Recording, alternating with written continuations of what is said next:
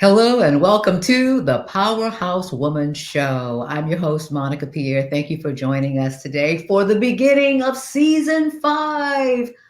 Oh my goodness, 5 seasons. It is hard to believe, but so grateful that we are coming to you for our 5th season. And our show is very simple. We bring together powerhouse women so they can talk about their story.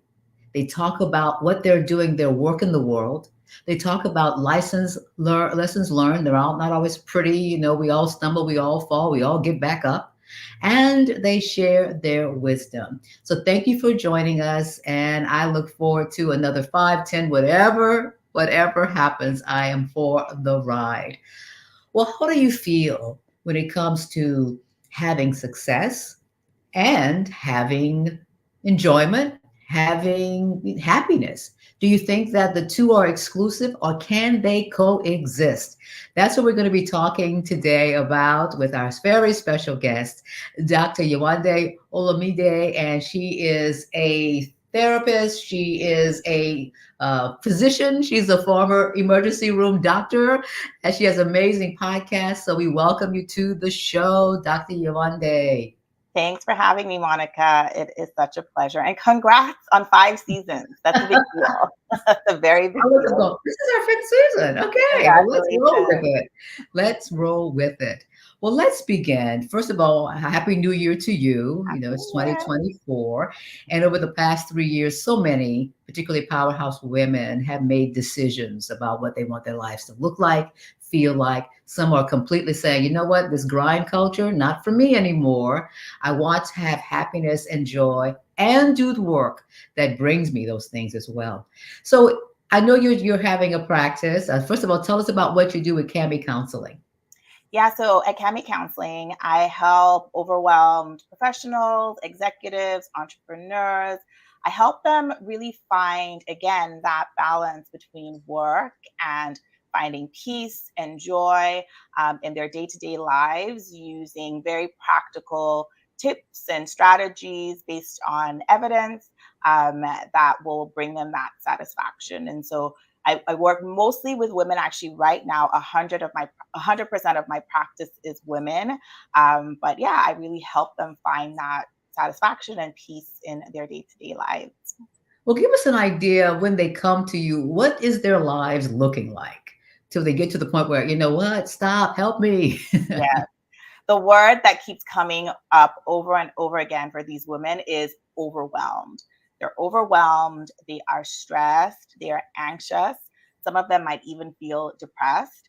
And they just don't know which direction to take things. They know that there's something missing, and they know that the way they're living isn't what they had dreamed of growing up as a little girl. And they're just looking for help. They're looking for some clarity. They're looking for someone to help them unpack what it is that they want. They know that the life that they're living isn't the kind of life that they want to live. And so they're looking for help in navigating just the overwhelm, really. And that's really where Tell they're us, starting. yes, tell us your backstory because I first became aware of you as a really an ER doctor who made some changes in her own life. So, what was that like for you, and what have you learned since you made that decision? Yeah. So my journey started. So let me backtrack. Not all my life. I didn't know I wanted to be a doctor when I was a little girl. I actually thought I wanted to be a teacher. But somewhere in my second, third year of university, I decided, you know what, medicine, being a doctor is probably something that I could get really good at, something that I would enjoy. I love helping people. And so that just seemed like, the path to go. And no regrets at all. So I went through the journey of medical school. I went through the training to be an ER physician, and I practiced as an physician. So between training and practicing for about 10 years. And coming out of that, it wasn't an intentional decision. I kind of fumbled my way out of medicine, out of traditional medicine. I still am a practicing physician. But it was my maternity leave in 2019 that really got me thinking, is this all there is to life? Just, going to work, working those shifts, and not really feeling like I was making the type of impact that I hoped to make in people's lives. And the thought of that really confused a lot of people. What do you mean? You're saving lives every day. How could that not be impact? But the truth is that success, happiness, satisfaction is very subjective. I have colleagues who have done amazing work as ER physicians, and they've done that for 50 years for some people. And they love it. They wake up to that and they feel excited about going to work every day. But that just wasn't me. I wasn't excited going into work. I wasn't excited leaving work. I just knew that something was missing. And so that started the journey for me, a journey of self discovery, reconnecting to some of the things that I enjoyed as a little girl growing up, tapping into my strengths, and just trying to figure out how I could bring all of that together. And so in 2021 was when I decided, after doing all of that work, that being a therapist would really be a good fit. Again, I had no idea that I would love it as much as I do, but it just seemed like the right next step. And so going through my training as a therapist led me to really discovering who I was. And in November of 2022 was when I opened my own practice. So that's the story in a nutshell. That's a powerful story. And one word, I think I heard a couple of words, the next step.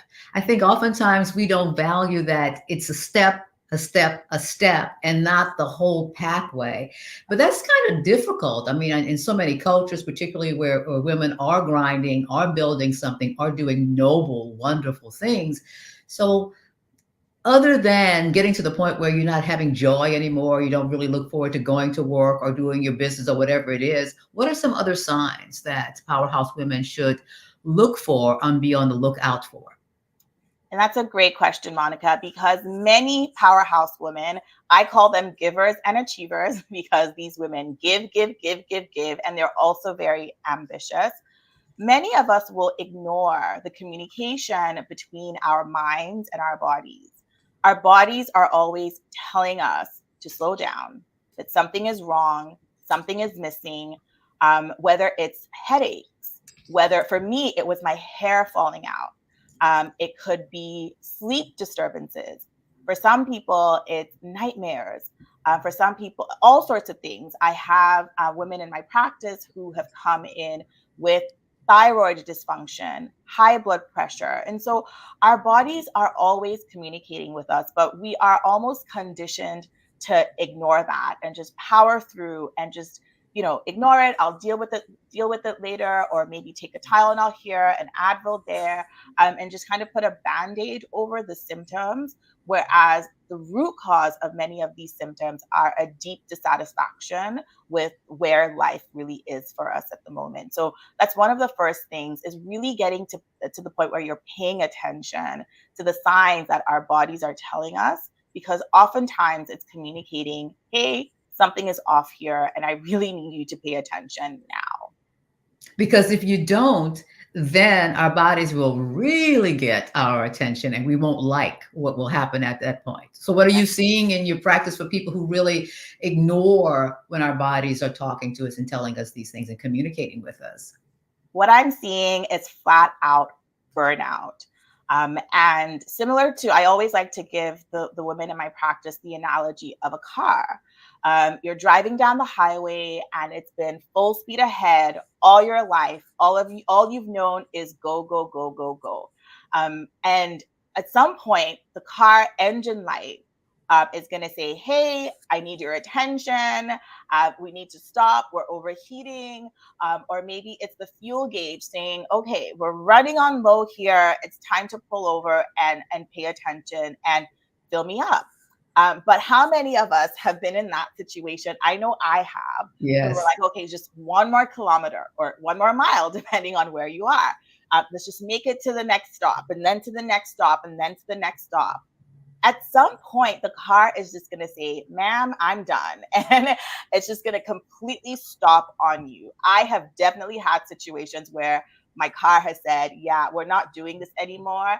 And what that has meant is me walking, pulling over, walking to a gas station and getting gas to put in my car, all because I didn't pay attention to those warning signs. And so what I'm seeing is burnout. And what that looks like is sometimes even just not being able to get out of bed in the morning for days, weeks, months, even years on end. It feels like some will describe it just like a ton of bricks, brain fog, nausea, upset stomach, irritability, outbursts of anger. And so there's a myriad of symptoms that come along with that. But when we really get to the point where we've completely ignored the signs, that burnout, where the engine stops completely, that's where people get to. Right. And then it goes beyond being stranded on the side of the road. There's some very serious health issues as well. So how do we get to the point where we can say, this is what I want? I want a work-life satisfaction. And what does that mean, as far as a definition? Because again, we've heard balance, right? And Yeah. I'm hearing more satisfaction. So what are some Yeah. of the differences and distinctions? So balance, a lot of people will say that balance is bogus. I happen to think that because sometimes when we're in the grind, we're in the grind. And because we are of limited capacity, something will have to give. And sometimes that might be our sleep. Sometimes that might be our relationships. But as long as it's temporary and it doesn't become a lifestyle, I think it's okay for things to kind of get off balance for a temporary season. But as far as when we're talking about work life satisfaction, what that means for me is being engaged in meaningful work, work that is meaningful to you. And again, like I said before, this is very subjective. So are you engaged in work that gets you excited to wake up in the morning? Do you have a reason to get up in the morning because you know that the work that you're engaging in is going to be fulfilling? So that's the first part for me. The second part for me, and this is where the life piece comes in, is I have that time freedom. So, in addition to engaging in meaningful work, I have that time freedom to invest as much as I need to and want to in my most valuable relationships. And that includes my relationship with myself. As a woman of faith, that's my relationship with God. And so it's not just, doing this work and just, putting in all my time in that work, but it's meaningful to me, and it's also giving me that the time that I need to invest in my relationships. And finally, that work life satisfaction is having the resources, specifically the financial resources, to be able to say no to opportunities that don't serve me or serve my values. And I know that this is something that is definitely a privilege to be able to do. Not everybody has that. But there is an assessment that I do like to go through with the women that I work with, where we look at where do all of these come into place, and that pay piece, the income piece, is also very important, because yes, we can say follow your passion, do what you love, but let's be real. We also have bills to pay and Yes. financial goals that we're working towards. And yeah, so just to summarize, I'm talking about meaningful work. I'm talking about time freedom so I can invest in my most meaningful relationships. And I'm also talking about options. So the ability to say no to financial opportunities that are out of alignment. Yes, absolutely. And I think again, maybe you're not going to say no to everything that comes along, but if you say no once a week or once a month, those no's really start to add up. Or if you say yes to what you really want to do more than what people expect you to do. If you are very successful, I have noticed too, Dr. Yewande, and you may agree, that people get very comfortable with you in that role. But when you say, no, I'm not an ER doctor, I'm a therapist, they give you the side eye, like, please. And you have to, if you're not strong and convinced that this is your path now, you're going to waver and you're going to go back to what it is you had been doing that really has you so tired or don't want to get up in the morning or get out of bed. Yeah. And Monica, yes, we're talking about external pressure, but there's also that internal pressure as well too. Because when your identity is tied to a certain thing or a certain way of being, if you are Jane the performer or Kate the executor, right? If you have that reputation, or Jill the nice girl, right? If you have that reputation, even internally, it can feel like a struggle. Yewande, the ER doctor, right? This is what everyone has known me as. And so when we tie our identity to either our profession or a way of being that no longer serves us, it is a journey to detach ourselves from that. And I certainly went through that. It's not easy, but definitely necessary if we're thinking about our overall work life satisfaction. Before we go, two things I want people to know where to find you, but I want you to just talk about your podcast, which is amazing, the title, and we get it. Yeah. Happy Without Medicine podcast.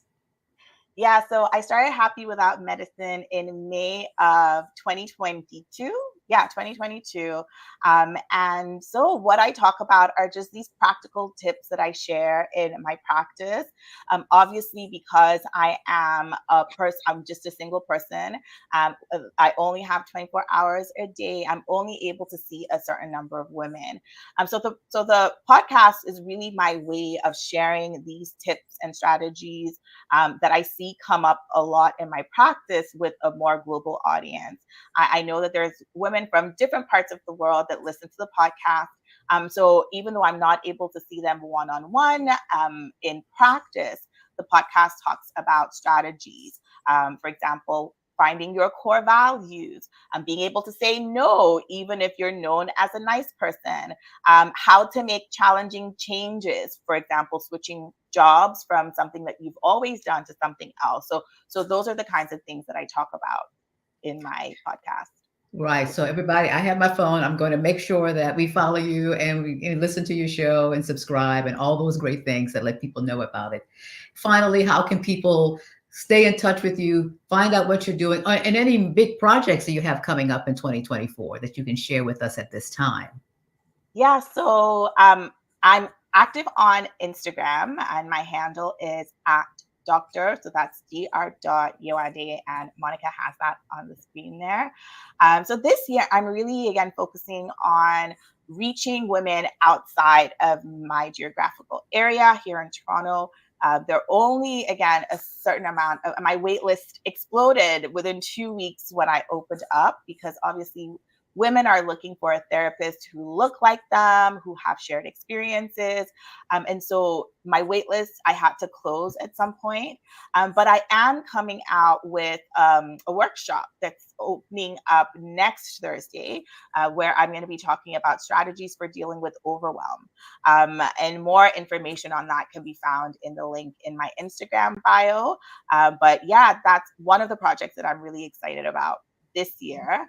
I'm also excited about doing more workshops with corporations, and a lot of the women that come in, it's work related stress that I'm seeing and having to help them navigate. So I'm also really excited this year about going into offices and organizations and just talking to the employees, the leaders, about how to really manage stress and overwhelm, so that again they can really experience Mhm. work life satisfaction. Absolutely. And I just feel a shift too, that, women in particular are saying, you know what? No, I'm done. I'm through.